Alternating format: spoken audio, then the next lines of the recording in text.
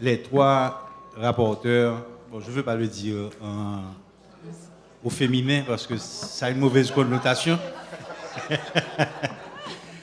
Les trois rapporteurs vont nous faire leur rapport et ensuite nous aurons les conclusions de Pierre-Marie Boisson et du ministre Wilson Lalo.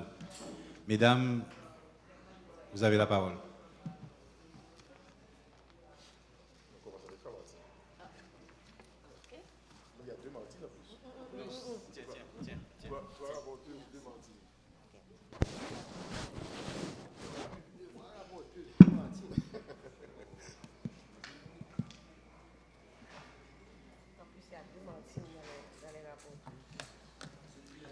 Alors, bonsoir à tous. Je suis Martine Jean-Claude, je suis une consultante exécutive.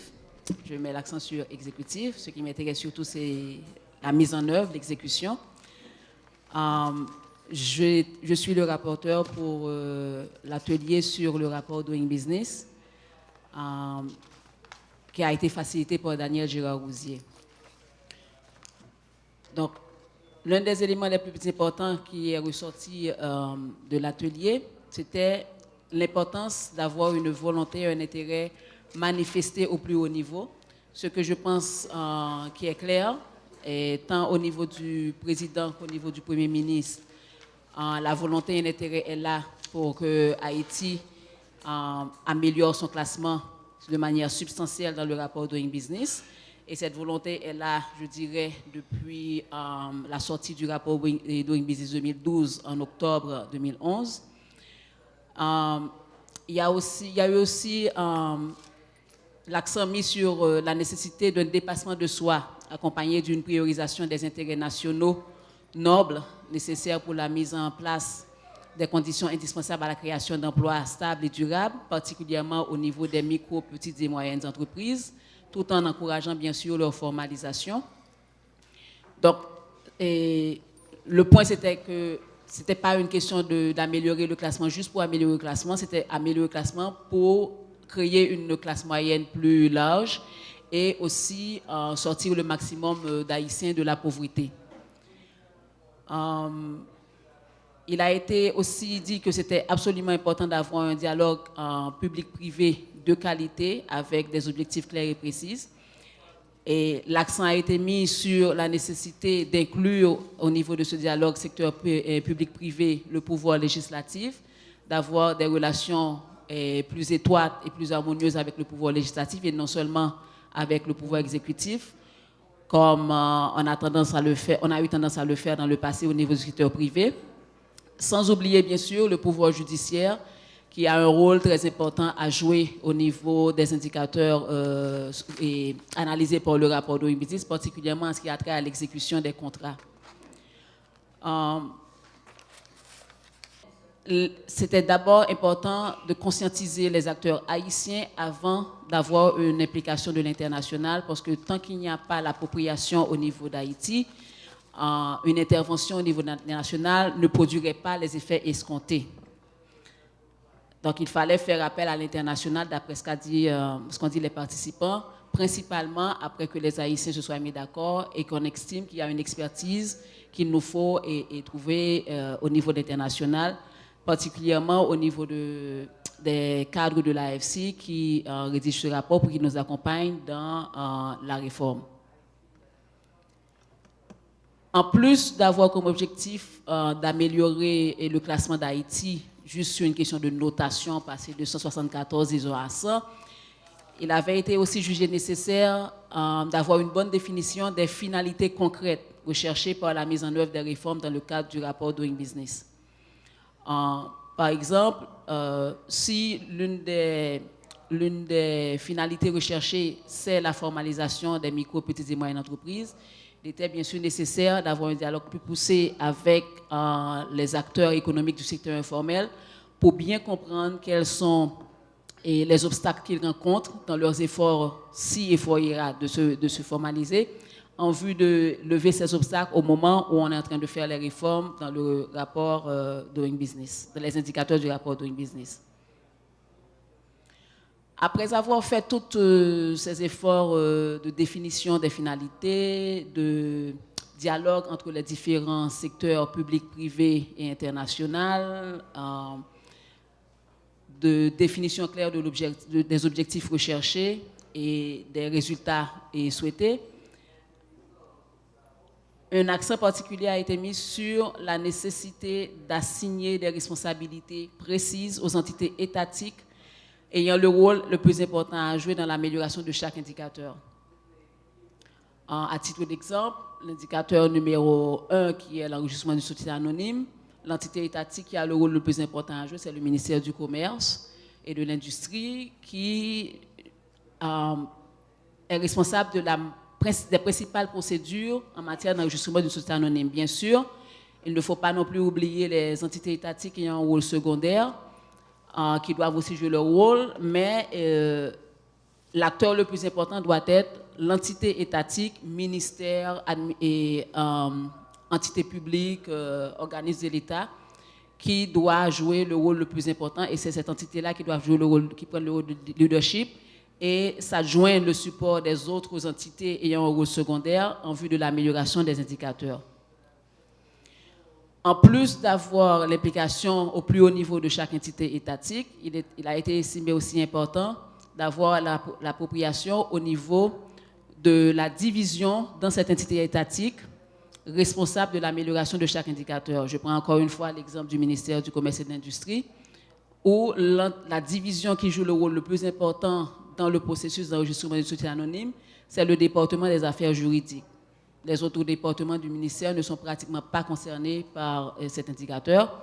Donc, il a fallu non seulement l'appropriation du ministère du Commerce au niveau de son ministre, mais aussi l'appropriation au niveau du directeur des affaires juridiques et de son équipe pour être sûr que les réformes vont atterrir. Et bien sûr, comme ça avait été dit, d'impliquer l'international quand les Haïtiens auront trouvé un accord entre eux. Dès que cet accord et cette nécessité a été définie au niveau du ministère du Commerce, tant au niveau du ministre que de la direction des affaires juridiques, maintenant, c'était nécessaire de faire appel à des gens de l'international, des ressources humaines de l'international et même des ressources humaines haïtiennes externes en vue d'arriver à des résultats concrets. Donc, encore une fois, faire appel à des ressources externes aux entités étatiques, tant des ressources humaines nationales qu'internationales, en dehors des entités étatiques, seulement quand c'est nécessaire. Et pour finir, maintenant qu'on a défini les objectifs et qu'on a assigné les responsabilités, maintenant l'important c'est de mettre en place ce qui est nécessaire pour s'assurer que les résultats sont obtenus et avoir un suivi, un processus de reddition de comptes, d'imputabilité au niveau des entités et des personnes qui doivent faire le suivi des réformes à mettre en œuvre. Donc, il est important, et d'après les participants de l'atelier, d'instaurer une culture de résultats au plus haut niveau. Et cette culture de résultats doit être répercutée à tous les niveaux des entités étatiques, particulièrement dans les divisions concernées par l'objectif d'amélioration des indicateurs du rapport Doing Business. Il a été particulièrement suggéré par M. Mansour que le suivi des résultats à atteindre soit fait par les dirigeants au plus haut niveau, c'est-à-dire pratiquement par le président et le Premier ministre lui-même, qui devrait avoir un tableau de bord avec les objectifs à atteindre pour chaque indicateur, le délai imparti, les personnes responsables, et qui devait, mois après mois, littéralement faire le suivi pour montrer que c'est important. Il a souligné que c'est comme ça que ça s'est passé au niveau de Rwanda, qui a permis à Rwanda de faire un bond spectaculaire de 76 points en une année. C'était parce que le président Kagame faisait le suivi personnellement lui-même. Donc voilà, en bout de ligne, en conclusion, c'est vraiment bien définir les objectifs recherchés, la finalité de ces objectifs, constituer les équipes nécessaires pour atteindre ces objectifs et maintenant faire un suivi très serré au plus haut niveau des résultats obtenus au fur et à mesure que les ressources humaines avancent. Merci.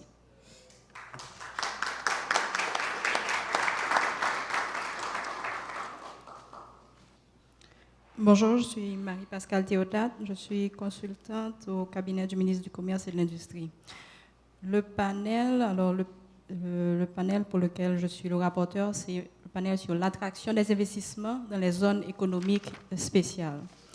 Alors, il y a eu deux présentations, une présentation faite par un représentant de l'île Maurice et une autre faite par un représentant de l'IFC, de la Société financière internationale.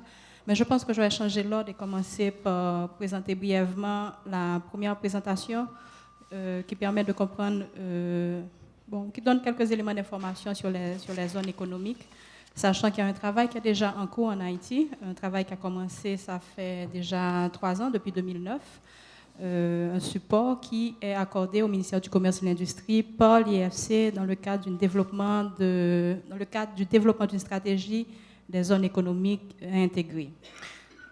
Alors, on fait référence à deux types de zones, les zones franches et les parcs industriels, par rapport à ce qui existe actuellement en Haïti, sachant que quand même les zones économiques intégrées offrent d'autres possibilités en termes de développement économique, en termes de soupape de décompression pour atténuer le chômage, et c'est également un laboratoire pour développer de nouvelles stratégies et encore, bien sûr, ce qui est plus connu, pour pouvoir attirer les investissements directs étrangers.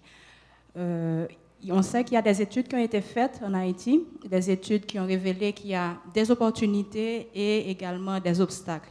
Obstacles par rapport au climat des affaires, qui est quelque peu complexe, et par rapport à des espaces qui n'existent pas pour développer des zones économiques intégrées. En termes d'opportunités, c'est par rapport à la zone, par rapport aux opportunités pour développer certaines filières, en particulier le textile. Donc, il y a un travail qui est en cours actuellement pour voir dans quelle mesure on peut attirer des investissements, développer un cadre légal, ce qui constitue une carence au niveau d'Haïti, et évidemment essayer de développer de nouveaux sites. Alors, on a fait référence à cet atelier qui a été réalisé, ça fait tantôt 2 semaines, au Club Indigo, avec la Banque mondiale et avec le ministère du Commerce et de l'Industrie, évidemment, pour essayer d'aboutir à pour développer, pour avoir des choix clairs en termes de sites pour développer des zones économiques intégrées. Alors, tout à l'heure, j'ai fait référence à des opportunités qui ont été présentées, sachant que les zones économiques intégrées ont la possibilité de créer 300 000 emplois, d'après les recherches, les études qui ont été faites, à partir de, si évidemment, il y a des réformes qui sont engagées pour changer le cadre légal, pour avoir premièrement ce cadre légal et pour pouvoir créer la confiance chez les investisseurs, sachant que c'est un élément clé, la confiance évidemment. Donc il y a un avant-projet de loi qui avait été établi par la CFI, mais qui n'a pas été validé par le secteur privé. Il a fallu contourner en ayant un arrêté présidentiel pour codifier par exemple le règlement du parc industriel de Caracol, sachant qu'il y avait 7 priorités de pouvoir adresser ce problème pour le parc industriel, mais on sait évidemment qu'il faudra un travail beaucoup plus long pour avoir un cadre légal et réglementaire pour les zones économiques intégrées. Un commentaire particulier qui a été fait par la représentante de l'IFC, c'est concernant les zones économiques qui ne doivent pas être considérées comme un développement économique. On ne doit pas limiter le développement économique aux zones économiques intégrées. Alors, c'est l'une des leçons apprises, que ce soit pour l'île Maurice, que ce soit pour l'île Maurice ou pour d'autres pays, à savoir que les zones économiques intégrées ne peuvent remplacer un programme de développement économique beaucoup plus global. Alors, pour parler rapidement de l'expérience faite par l'île Maurice, on commencera par parler de certaines ressemblances entre l'île Maurice et Haïti en termes de taux de chômage élevé, 20% lors de leur indépendance, si je ne me trompe. Sachant qu'en Haïti, le nôtre dépasse les 40%, une petite économie, tout comme la nôtre, une faible diversification de l'économie qui était basée essentiellement sur la canne à sucre, qui représentait à peu près 90% des recettes, une vulnérabilité du pays par rapport aux catastrophes naturelles, surtout par rapport aux cyclones. Alors, il y a eu ce processus d'indépendance en 1968, et à l'issue de ce processus, ils ont décidé de se lancer dans l'industrialisation, un processus qui a été basé sur la substitution à l'importation. Je ne vais pas m'attarder là-dessus, sachant que dans la présentation de ce matin, vous avez eu des éléments sur cette substitution à l'importation. On connaît les limites de ce processus, ce que ça a donné. Ils ont donc décidé de se tourner alors vers la zone franche industrielle. Mais un concept, pas dans le cadre d'une zone géographique séparée, mais plutôt un concept économique qui offrait la garantie de pouvoir rapatrier les capitaux. Pour créer ces zones, ils ont évidemment accordé des avantages fiscaux. Sur 20 ans, par exemple, pas de taxes, un cadre légal très adapté au monde du travail, avec des heures de travail qui allaient jusqu'à 45 heures. Pas d'obligation qui était faite aux investisseurs en ce qui a trait à l'arrêt, par exemple, des activités.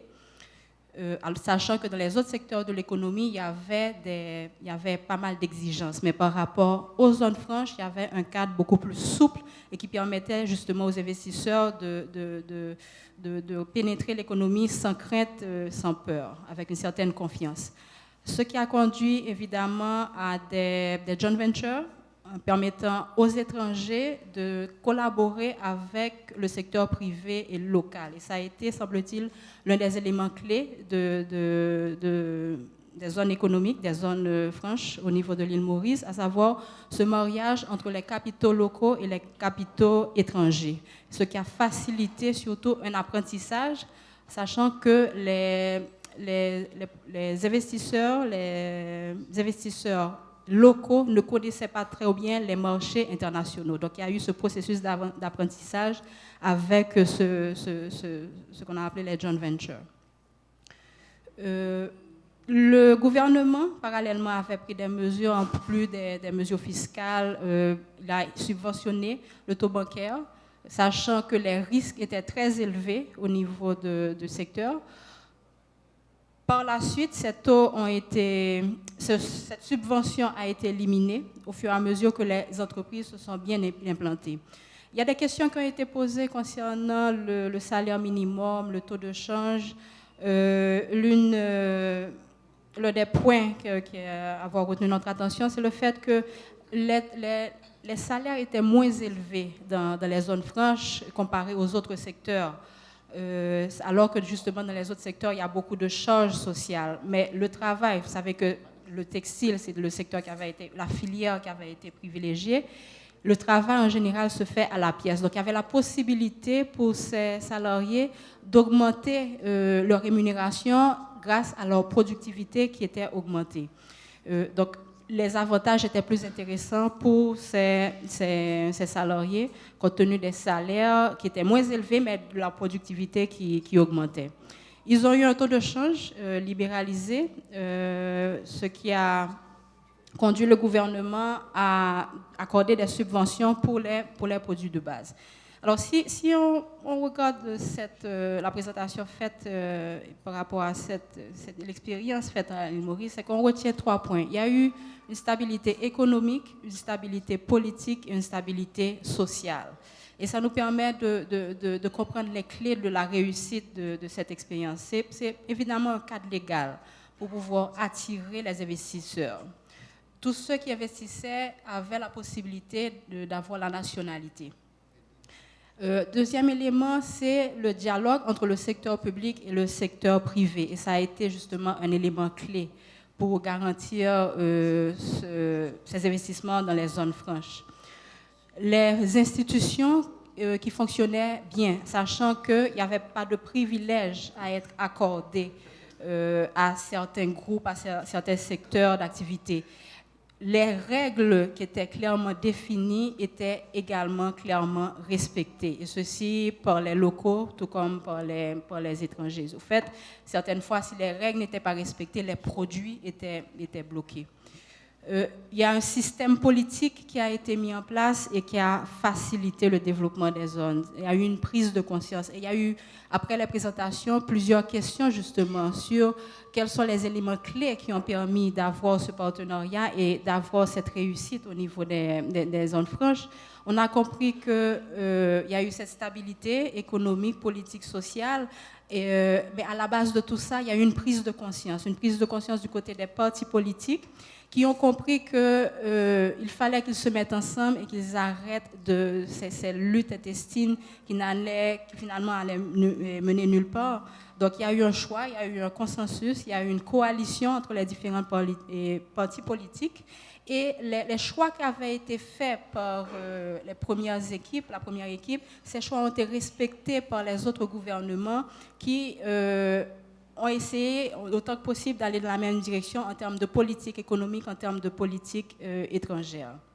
Tout ceci a évidemment permis de garantir cette stabilité au niveau politique et surtout au niveau économique.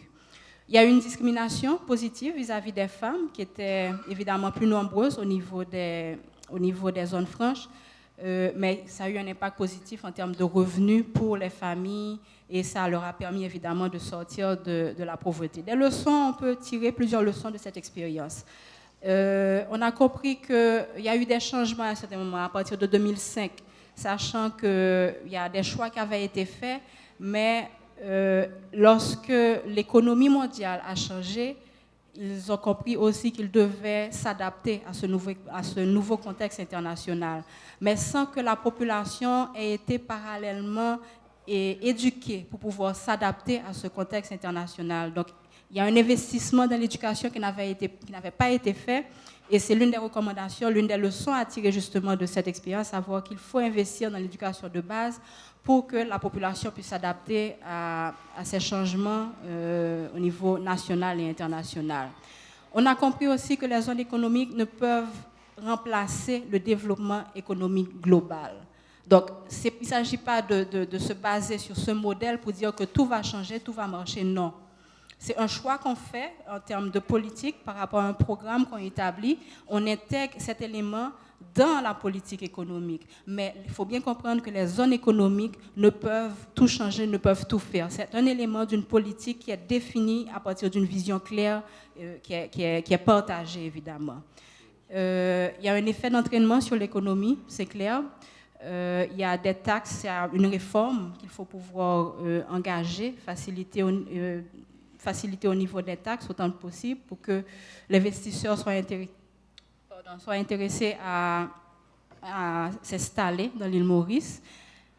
Éviter d'avoir une faible diversification de l'économie.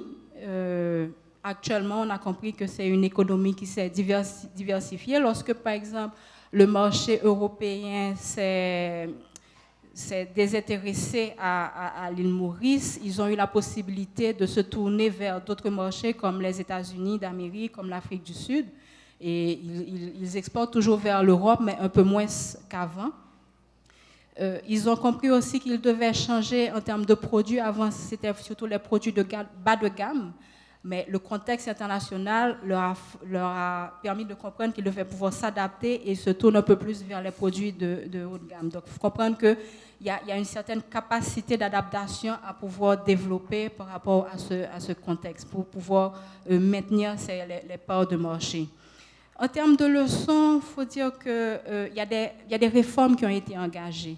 Et ce qu'on a compris, c'est qu'il faut avoir le courage, justement, de faire certains changements, d'introduire des réformes qui ne sont pas nécessairement populaires, admises. Mais il faut avoir le courage de les faire, sachant qu'on est en train de bâtir sur le long terme. On pense à l'avenir, on se projette vers le futur et on voit vers où on va. Sachant que par rapport à des objectifs qu'on s'est fixés, il faut introduire des réformes et mener des actions qui vont être dites impopulaires.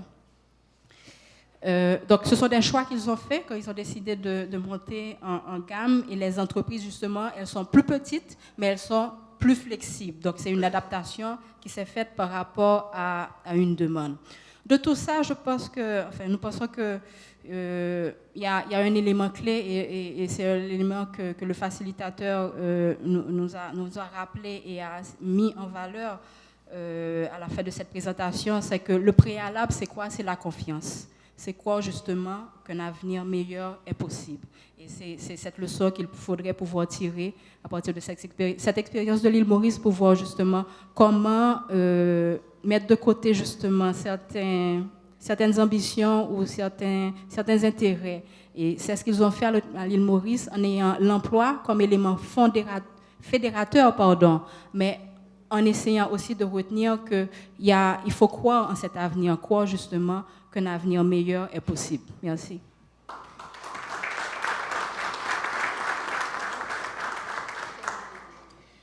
Mon nom est Martine de Verson, consultant, et j'ai servi de rapporteur pour le 3e panel sur le tourisme, qui devait être modéré par la ministre du Tourisme, comme on l'a dit ce matin. Malheureusement, c'est M. Pierre Chauvet qui l'a remplacé.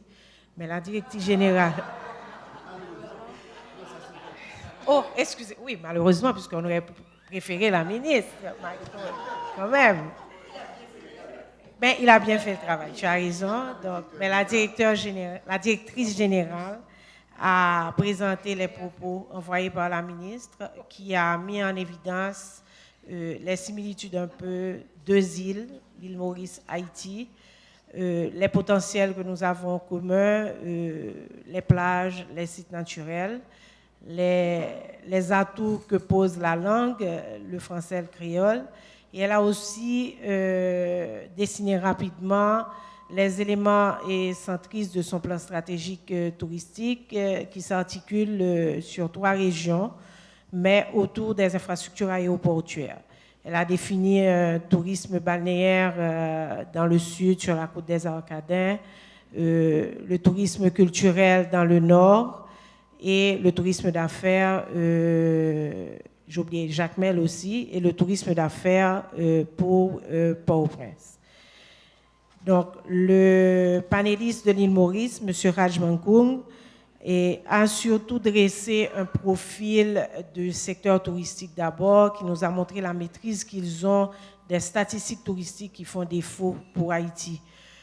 Aujourd'hui, c'est un secteur qui représente 9% du PIB, avec 70 000 emplois, dont 30 000 emplois directs sur 500 000 au niveau national, et 17% de l'investissement privé. Et dans le secteur touristique, l'investissement est essentiellement privé, comme à l'île Maurice, environ 80%. Ils ont une caractéristique de marché qui est, depuis 1970, centré vers le marché européen et un produit de haut de gamme. Et donc, pour arriver à ce développement, en 1970, ils n'ont pas hésité à faire les réformes qu'il fallait. D'abord, ils ont présenté un paquet incitatif très important comparé à la complexité et au régime fiscal qu'ils avaient à ce moment-là. Ils ont aussi eu des règles très, très fermes de construction. Les bâtiments ne devaient pas dépasser 2 étages, c'est-à-dire le rez-de-chaussée et un étage. Et aussi, l'État a donné en location les principaux terrains qui appartenaient à l'État, puisque tout appartenait à l'État, c'était les plages, qui allaient avec le choix de tourisme qu'ils avaient choisi de faire, de produits touristiques, qui est le tourisme balnéaire.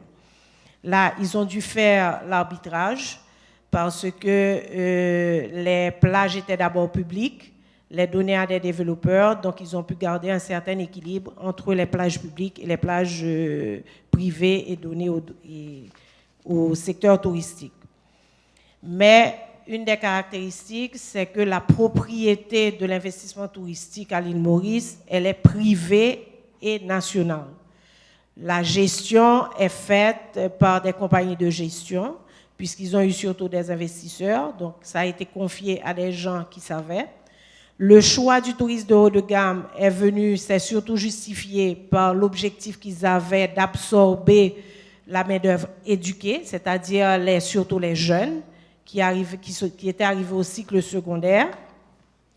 Donc, ils ont toujours eu un problème sur l'accès aérien jusqu'à présent, qui est limité, qui n'a pas une politique d'ouverture qui leur permettrait d'aller beaucoup plus loin dans leur tourisme.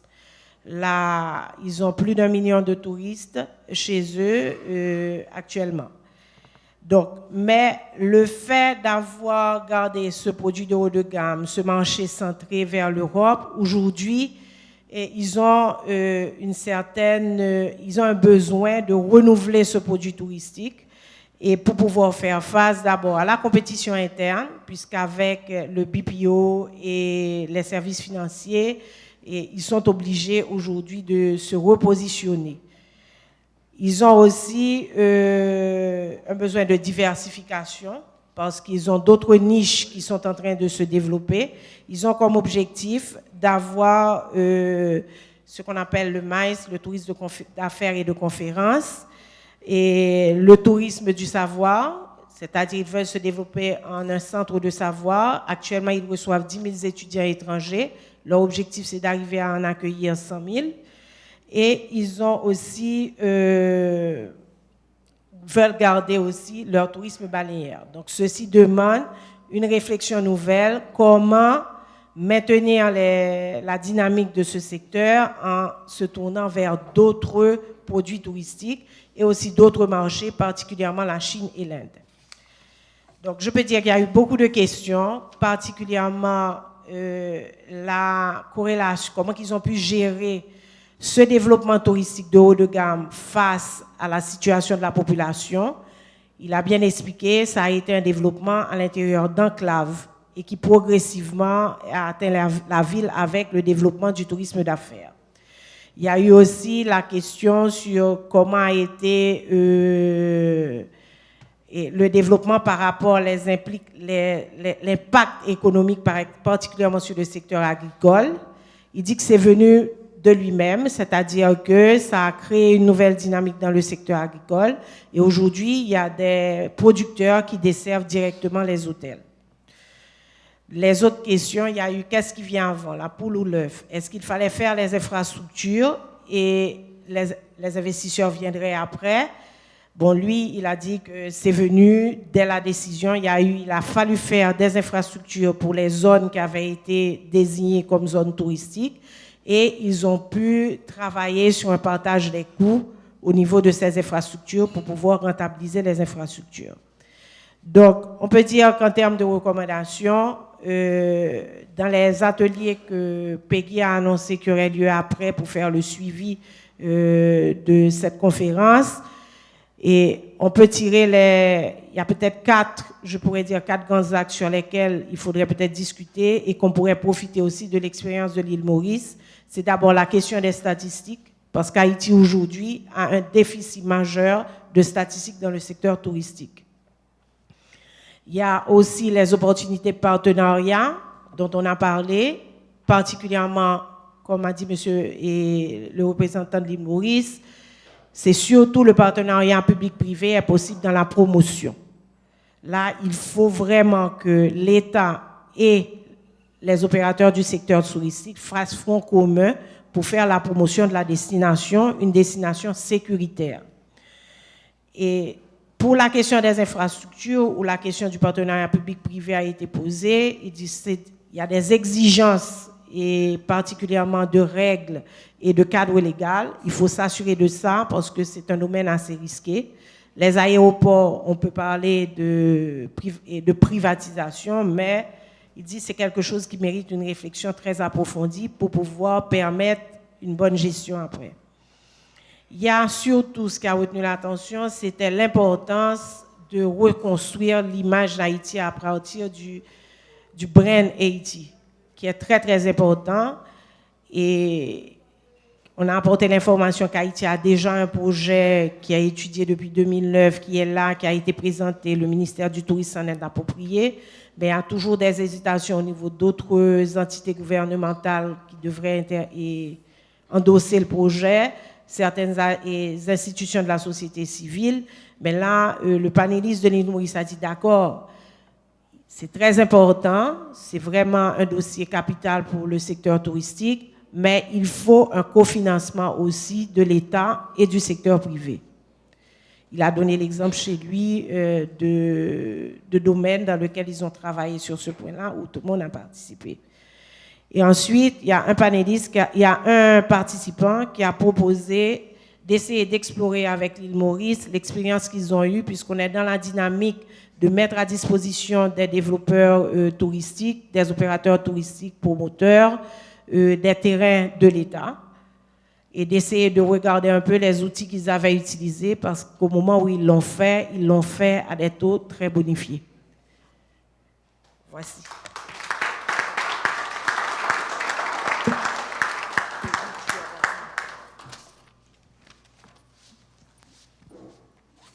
Merci, mesdames. Excellent travail.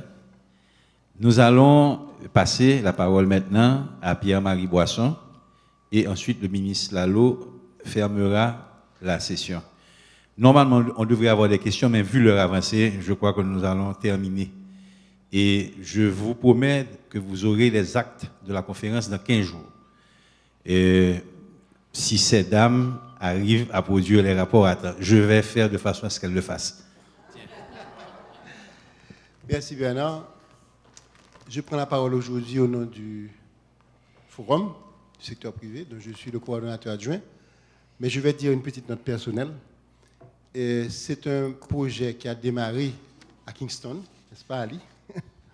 Il y a exactement 11 mois, où en tant que membre du Advisory Board du Caribbean Good Forum, qui est une, comme vous avez en fait su ce matin, qui est un effort conjoint de la Banque interaméricaine, de la Banque mondiale, qui est très douloureusement impliquée, du Caribbean, de la Banque caribéenne de développement, avec l'appui de la fameuse université de West Indies, très connue. Et lors de la conférence de lancement, j'avais été personnellement présent et extrêmement impressionné par les présentations conjointes du secrétaire Ali Mansour et du ministre des Finances des Seychelles, Pierre Laporte. Donc, tout de suite, j'ai demandé à parler avec Ali et faire connaissance. Et je dois dire que j'ai été extrêmement impressionné par l'enthousiasme qu'il a montré et comment, tout de suite, il a impliqué ses collègues, anciens collègues aussi de la Banque mondiale et aussi ses collègues du gouvernement d'Île Maurice, et aussi il a impliqué les Seychelles, ce qui a abouti à l'exercice d'aujourd'hui. C'est un exercice qui a pris quand même beaucoup de temps pour qu'on arrive à avoir une date. Et aujourd'hui, en regardant, en écoutant les résumés qui viennent de vous être présentés, je dois dire que cette conférence a dépassé les espérances. A dépassé les espérances du forum. Et c'est aujourd'hui, pour moi, une conférence qui découle, qui résulte dans une note d'espoir. Espoir d'abord parce que c'est de mémoire, parce que j'ai été impliqué dans l'exercice du dialogue privé depuis très longtemps. Je crois que c'est la première fois que je vois une conférence pareille. Je ne sais pas si mes collègues ici diront la même chose. L'appui, l'engouement, l'enthousiasme que nous a montré l'État haïtien, et non seulement plus haut niveau de la présidence et de la primature, et surtout, je dirais, lors des récentes réunions avec la primature, mais l'appui inestimable du ministère de l'Économie et des Finances, que je vous demanderai d'applaudir ici.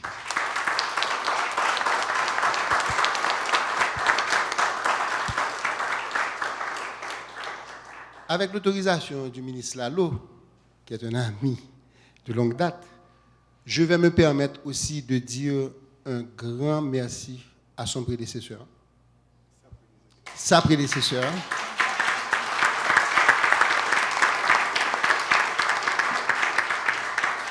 Carmel Jean-Marie a été vraiment de très gros support pour ce projet. Et elle n'était pas ici, donc je pense que c'est ce qui explique pourquoi elle n'est pas dans cette salle, elle n'était pas en Haïti.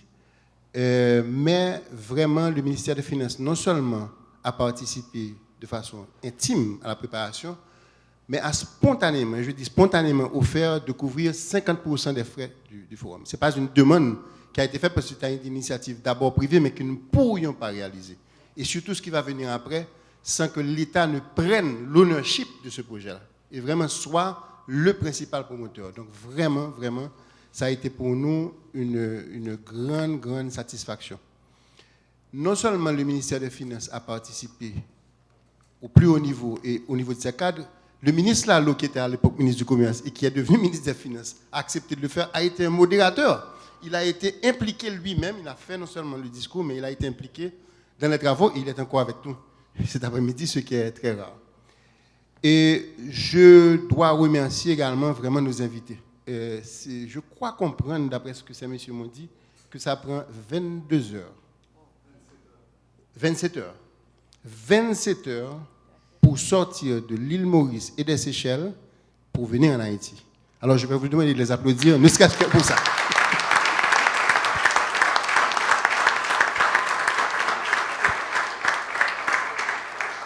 Certains d'entre eux, dont Ali Mansour lui-même, étaient aux États-Unis pour assister à la réunion de printemps du Fonds monétaire, mais à rester aux États-Unis. Ils ont prolongé leur séjour pour venir en Haïti. Ceci augure de quelque chose qui était... Nous visions vraiment deux objectifs avec cette conférence.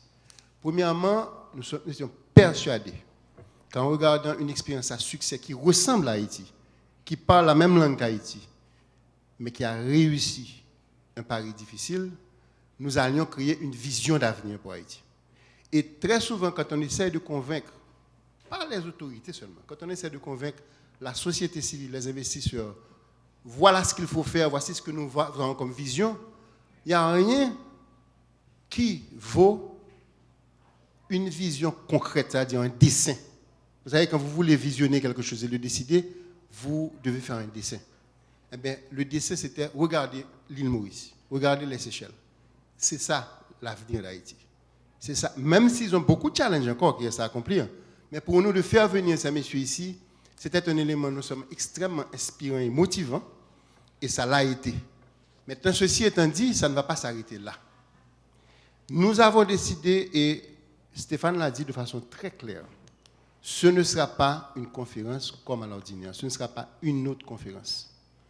Et c'est pourquoi un des acteurs principaux dont je fais partie, mais qui est avant tout, c'est professionnel, qui est le Caribbean Good Forum, a vraiment été l'un des plus enthousiastes acteurs de cet exercice et a décidé de nous accompagner après la conférence. Et ce qu'on va faire, et je vais expliquer au panel, c'est que d'accord, naturellement, en concertation avec le ministère des Finances, qui sera impliqué toujours, parce que ce que nous voulons que l'exercice devienne un exercice haïtien. C'est très bien d'admirer l'île Maurice, d'admirer les Seychelles, mais ce sera avant tout les réalisations seront des réalisations haïtiennes qui sont appropriées par des Haïtiens. Donc ce que nous espérons, c'est qu'au cours des prochaines semaines, et je dis bien des prochaines semaines, parce que nous voulons atteindre des résultats avant l'été, parce que tout le monde part en été, nous voulons que, avec le modèle du Caribbean Good Forum, qui vous a été présenté de façon impressionnante ce matin, on crée des groupes de travail qui partiront des groupes qui ont été créés ici, et qu'on continue à avancer maintenant avec les acteurs haïtiens pour dire, à partir de ce que vous avez vu, à partir des modèles de l'île Maurice, à partir de ce que vous savez, des contraintes qui existent en Haïti, qu'est-ce qu'on peut proposer d'accord avec le gouvernement? Qu'est-ce qu'on peut proposer que la nation haïtienne va décider pour dynamiser les zones économiques intégrées, le tourisme, et le tourisme vraiment de niche, celui qui ressemble à l'île Maurice et aux Seychelles, parce que c'est celui-ci qui réussira en Haïti, à mon avis, et comment on peut améliorer le climat des affaires avec l'environnement du green business. Je crois que les exemples sont là, mais ce qui va surtout l'ingrédient du succès, c'est de garder le momentum, de garder la volonté et d'arriver à des résultats concrets. Et l'une des choses qui sera un commitment, c'est que ça ne va pas être une conférence de plus, ça ne va pas être un exercice secret.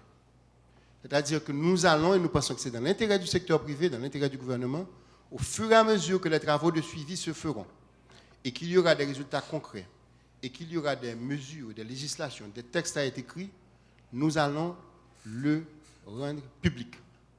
Ceci sera communiqué. La reddition des comptes, c'est un terme parfois qui peut paraître rébarbatif, qui peut paraître être une contrainte. Non, ce ne sera pas une contrainte, ce sera une bonne nouvelle. Dans un pays qui a tellement de mauvaises nouvelles qu'il faut que les bonnes nouvelles commencent à chasser les mauvaises. Nous allons informer à travers la presse de ce que nous faisons, public, privé. Et je crois que c'est la meilleure réclame qu'on pourra faire pour la volonté politique exprimée par le président Martelly de faire de son gouvernement le champion de l'investissement privé en Haïti. Je vous remercie.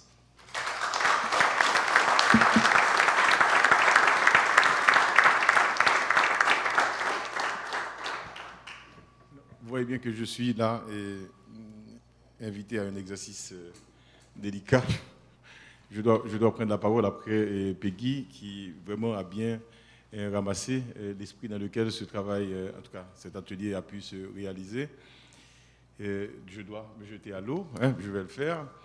Et, déjà pour remercier vraiment le forum, déjà, mais je dois dire Peggy Boisson lui-même, parce que ça fait peut-être 3 mois, je ne sais plus, mais en tout cas, il m'a appelé pour me dire qu'il a été en Jamaïque, qu'il a été complètement bluffé par une rencontre qu'il a eue avec le ministre des Finances de Seychelles. Et il souhaiterait que nous organisions quelque chose avec ce ministre en Haïti incessamment. Et qu'est-ce que j'ai dit? À Seychelles, les Seychelles et puis l'île Maurice. Mais le nom de Aline Mansour est déjà connu de moi, mais je ne connaissais pas le personnage. Je ne savais même pas qu'il était ministre de l'île Maurice. Voilà. Je n'arrive pas. En tout cas, c'est une façon de dire vraiment qu'on a beaucoup apprécié. Tout à l'heure, j'ai demandé au creux de l'oreille de Peggy, mais qu'est-ce que ça prend de temps pour sortir d'ici, pour aller à l'île Maurice? Il m'avait dit 22 heures, mais on l'a corrigé rapidement quand il faisait son propos, pour nous dire 27 heures. Moi, je crois vraiment qu'une façon pour nous de remercier cette délégation qui nous vient de Seychelles et de l'île Maurice, c'est de leur dire merci, mais avec un salve d'applaudissements, s'il vous plaît.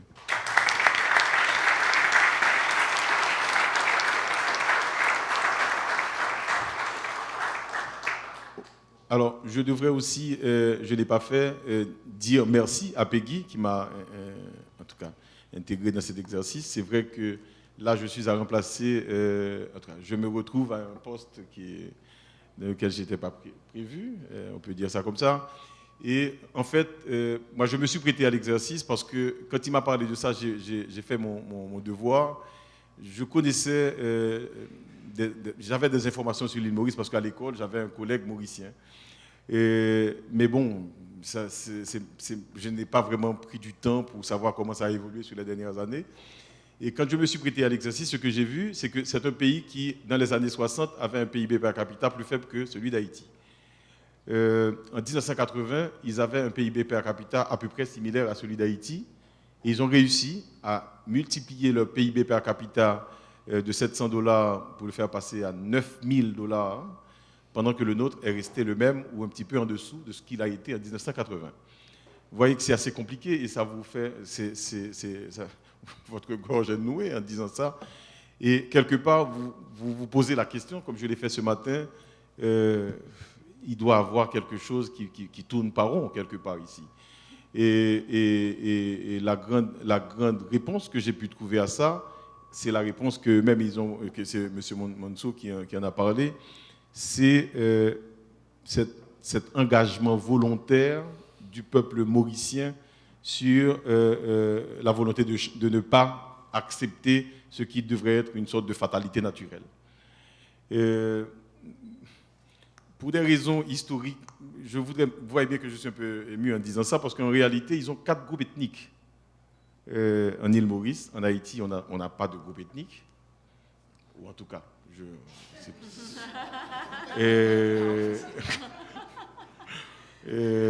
ils ont réussi à avoir une démocratie stable. Ils ont, à l'atelier où on était tout à l'heure, M. Ramburn, il nous a dit les 3 stabilités qui ont toujours été une sorte de marque de fabrique de ce petit pays. La stabilité sociale. Alors d'abord, il a parlé de la stabilité macroéconomique, on aime à dire ça ici. C'est-à-dire, il y a un certain nombre d'indicateurs, tout le monde s'engage à les respecter, quels que soient les gouvernements, quoi qu'il arrive. On ne veut pas avoir de décrochage des prix, on ne veut pas que le taux de change décroche, on ne veut pas avoir de déséquilibre. Naturellement, ils ont une dette publique, mais ils assurent une gestion macroéconomique qui inspire confiance aux investisseurs. Ça, c'est un bon point. Et l'île Maurice, aujourd'hui, est passée champion, en tout cas au moins dans l'Afrique, mais au niveau mondial, ils sont parmi les meilleurs pays à ce compte-là. Deuxième stabilité, il a parlé de stabilité politique.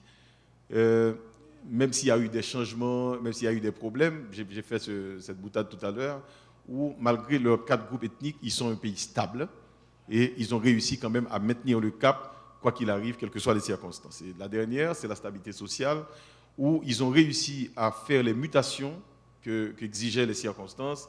Et ils se sont d'abord, comme Pascal l'a expliqué tout à l'heure, inscrits dans une perspective, comme beaucoup de pays l'ont fait, en Amérique latine, en Asie, de stratégie de substitution aux importations. Ils ont vu que ça ne pouvait pas marcher. c'est un petit pays. Quand vous faites un pays comme la Chine peut oser une politique de substitution aux importations pour peu qu'il y a une demande nationale, qu'il y a un pouvoir d'achat national existant. C'est-à-dire que le marché intérieur lui-même soit intégré et qu'il n'y ait pas trop d'inégalités, que tout le monde puisse commander les produits fabriqués. Même la Chine ne pourrait pas oser maintenir une stratégie de substitution aux importations complète, fermant le pays complètement et à tout contact avec l'étranger. Donc un petit pays comme l'île Maurice, pas plus que Haïti, ne peut pas s'insérer dans une politique de protection tarifaire, douanière, etc. Donc ils ont compris que malgré ces mutations qu'ils ont été amenés à suivre, d'abord des industries de base dans le textile. Si vous voulez, ça ne demandait pas forcément beaucoup de qualifications, mais après, il y a eu une remontée en gamme dans les industries. Et le personnel qui était engagé dans ce type de travail n'était plus compétent forcément pour intégrer les nouveaux emplois qui étaient créés. Mais ils ont mis en place des systèmes d'appui, des systèmes de formation pour permettre à ces personnes-là de pouvoir faire la mutation. Donc, ils ont maintenu la stabilité sociale dans leur pays et qui leur vaut ce qu'ils ont réussi à faire en 40 ans, qui aujourd'hui fait un peu la jalousie, ou en tout cas l'envie de beaucoup de pays. Moi, vraiment, pour ça, M. Mansour, M.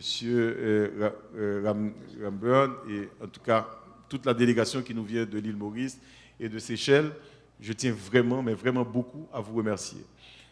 Comme principale conclusion, moi, en vous écoutant, beaucoup de choses que vous avez dites, et je l'ai dit dans mon discours ce matin, sont des choses à la limite textbook.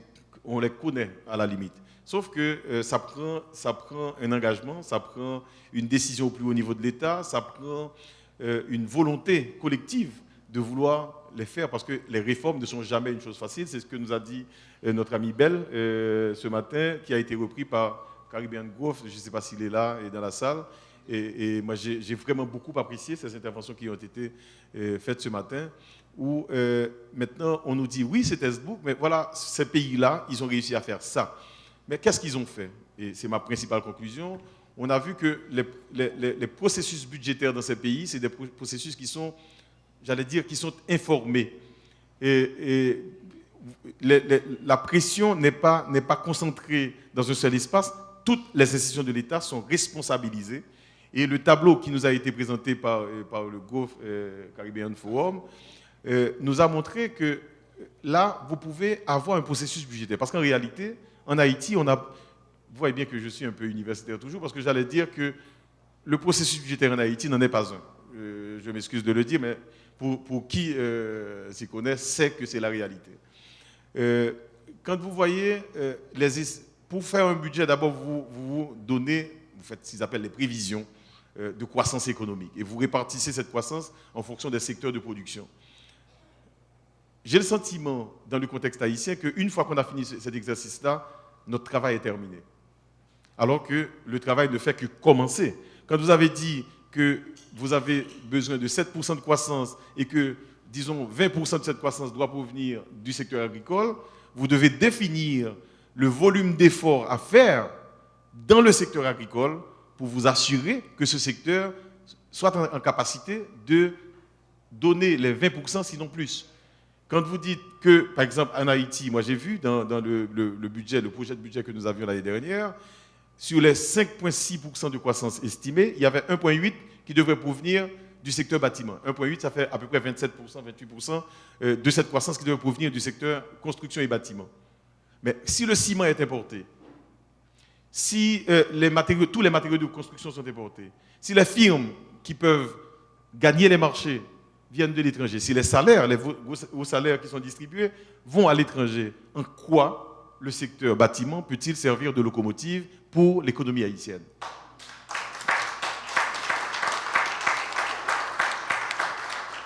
Alors, quand vous regardez ces choses-là, à la limite, moi je les vois et ça me fait de la peine de voir que tantôt on envoie la balle à l'État, tantôt l'État envoie la balle au secteur privé, alors que nous sommes tous les deux responsables. Nous sommes tous les deux responsables. Une petite anecdote, et je veux clore ce point-là rapidement. En janvier 2012, j'ai accueilli ici une délégation forte de 14 personnes venant de Belgique et de Hollande. Je m'excuse de faire mais certains d'entre vous doivent se rappeler cet événement. Ils sont venus en Haïti pour chercher des partenaires du secteur privé, pour faire des joint ventures, parce qu'ils savent que Haïti doit se reconstruire, il y a des ressources importantes, et ils cherchent des entreprises qui ont été intéressées. Et ils sont partis, il n'y a pas eu d'accord. Ou s'il y en a, eh bien, ils ont été en République dominicaine. La réponse, la raison, les firmes haïtiennes, déjà, ils ont un problème dans la façon dont on constitue une société en Haïti. Avec les tarifications, les tarifs des notaires qu'on paye, etc., généralement, les gens sous-évaluent le capital social des sociétés. Alors, on va déclarer 100 000 gourdes pour créer une société, ou 1 million de gourdes pour créer une société. Alors, quand vous voulez aller en partenariat avec une firme de plusieurs centaines de millions de dollars, vous n'avez pas la taille, vous n'êtes pas sérieux. Donc, deuxième problème, c'est que les entreprises haïtiennes n'ont pas de bilan. Ils n'ont pas de bilan. Mais c'est ahurissant. C'est-à-dire, là, on est au-devant d'une énorme difficulté. Les opportunités d'emploi sont là. Les possibilités de trouver des moyens, en tout cas de faire de grosses affaires dans l'économie, elles sont là. Mais on ne voit pas le bout du tunnel si l'attitude du secteur privé aussi n'évolue pas.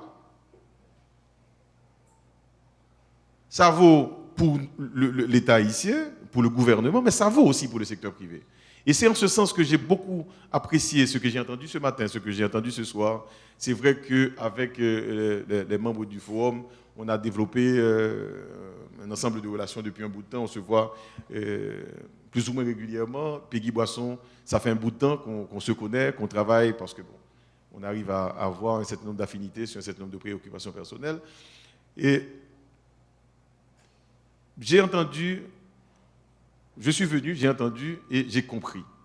Moi, je pense que là où on est aujourd'hui, on est à la croisée des chemins. Et Stéphane l'a dit dans son propos ce matin, le maître de cérémonie, Bernard Crane, l'a repris, et ça a été la conclusion de Peggy. On veut aujourd'hui faire autre chose et on veut la faire autrement. Mais si on veut la faire autrement, il faut commencer maintenant. Et Peggy a donné déjà une feuille de route de choses qui vont arriver. Je peux déjà vous annoncer que nous, on a déjà beaucoup appris de ce qui s'est passé ce matin. J'ai déjà pris des contacts. Et la première petite chose qu'on va faire, c'est dans la façon de construire le budget. On est en plein dans l'élaboration du budget. Aujourd'hui, il faut que le budget serve de locomotive pour le relèvement de l'économie haïtienne. Donc moi, je voudrais...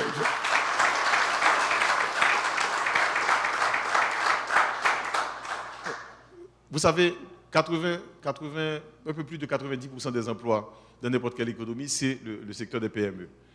Dans le contexte haïtien, on a très peu de grandes entreprises, on a une multitude de petits micro-entreprises, et puis là, il y a quand même un bon volume de PME. Mais ces PME, en général, c'est des entreprises qui sont financées à partir des ressources propres des investisseurs, des entrepreneurs, parce qu'ils n'ont pas accès à un crédit de qualité. Pour être dans la transformation, vous avez besoin d'un crédit patient que le système ne promeut pas, ne développe pas. Et là, nous pensons qu'on n'est pas à inventer ça. Des pays comme le Brésil a pratiquement relancé son économie à partir de ces processus de passation de marché. La loi sur la passation de marché, on doit la revisiter pour permettre que les entreprises haïtiennes elles-mêmes aussi peuvent gagner des marchés. Maintenant, comment ça va se faire? On ne va pas la faire dans la bonne franquette pour faire en dehors des normes, mais il faut quand même que le budget de l'État serve à créer de la richesse, serve à créer des emplois, serve à réduire la dépendance de l'économie nationale. Donc ça, on a besoin du secteur privé pour avancer sur ces questions-là. L'État est prêt, on en a parlé avec la Banque mondiale, on va essayer de monter une équipe de choc dans la construction du budget aujourd'hui, parce que le problème du budget, c'est que les projets sont souvent mal montés, et comme ils sont mal montés, l'exécution des projets est toujours une difficulté, souvent l'argent est là, on ne peut pas le décaisser, et ou quand il est décaissé, il ne fait pas forcément ce pourquoi il était là, ou il est dépensé en retard, en ne respectant pas forcément un calendrier fixé à l'avance, alors que vous êtes bien d'accord que dans un processus de développement, il y a toujours une chose qui vient avant l'autre. Quand il n'y a pas de coordination, il n'y a pas de cohérence dans les processus, en général, le budget Bon, c'est un document dans lequel il y a des chiffres, mais ce n'est pas un instrument de politique publique. Donc là, nous, c'est sur ce point que moi-même, je voulais vraiment m'attarder, parce que c'est ce que j'ai appris de ce qu'a dit notre ami Andrea ce matin, et des présentations entre les deux présentations de Seychelles et de l'île Maurice. Donc moi, j'attrape la balle au bon, j'arrive tout simplement, ça fait une semaine ou deux, une semaine et demie même, au niveau du ministère de l'économie et des finances, et c'est à ce moment qu'on organise cet événement. Donc c'est le bon moment pour prendre les bonnes décisions et faire pour une fois qu'on change, on fasse le virage et qu'on mette cette économie sur la trajectoire qu'il ne devrait jamais avoir quittée. Je vous remercie chacun.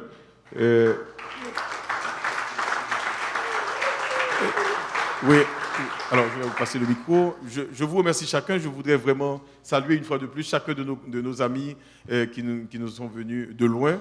Je remercie Déo, lui il est un peu haïtien maintenant, de la Banque mondiale, les gens de la SFI qui nous ont accompagnés. Harry, merci. Je remercie chacun de vous qui a contribué à la réussite de cet événement, les cadres du ministère des Finances. J'ai vu des cadres du ministère du Commerce, Martine, mais il y a deux Martines là. Je vous remercie Pascal. Je remercie surtout le Forum de nous avoir associés à ça, mais d'avoir surtout cru. Pour moi, j'ai dit ça ce matin, c'est un acte de foi. Et là, nous devons faire un pied de nez à la fatalité. Je crois que le moment est venu pour le faire. Je vous remercie.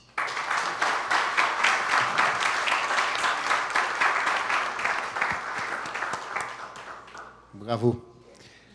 3 oublis que je ne pourrais pas vous laisser partir sans corriger. D'abord, cette conférence, au niveau du forum, vous savez, le forum, c'est toujours la rencontre et l'unification du secteur privé de plusieurs entreprises et associations. Donc, d'abord, je voudrais citer les sponsors qui ont permis au forum d'avoir la grande gueule et de dire qu'on a financé cet exercice. Donc, la Sofides, dont le président est ici présent, Bernard Kahn, le groupe DK, la Sogebank, je fais partie, la Digicel, Tropic SA, qui est du groupe Cols, et le groupe Boulos. Ça, c'est un... Ensuite, je ne voudrais pas que cette conférence se termine sans qu'on dise un grand merci à Bernard Kahn et à Lise Farah-Gelin, qui ont été vraiment, et aussi à Marie-Josée Garnier et aux équipes qui ont travaillé au niveau du ministère des Finances. Et vraiment, c'est très compliqué de mettre un événement pareil comme ça en place. Il y a toujours des dernières erreurs, des derniers problèmes et des dernières frustrations. Mais ça a été extraordinaire. Et finalement, un oubli aussi que je voulais corriger. L'un des vœux, parce que j'avais dit que c'était 2 choses qu'on voulait. C'était l'effet de démonstration, mais la deuxième chose, c'est que nous souhaitons avoir une coopération de long terme, pas d'une conférence, avec l'île Maurice et avec les Seychelles, et que j'ai suivi dans ce sens. Nous avons suivi au forum la suggestion d'Ali Mansour. Un des suivis qui va être fait immédiatement, c'est en concertation avec l'État, essayer nous-mêmes de jouer le rôle de catalyseur et de force de proposition pour que Haïti adhère au Small State Network for Economic Development, qui compte 37 pays et dont Haïti sera le 38e pays, pour permettre le jumelage avec des économies performantes et les imiter. Merci.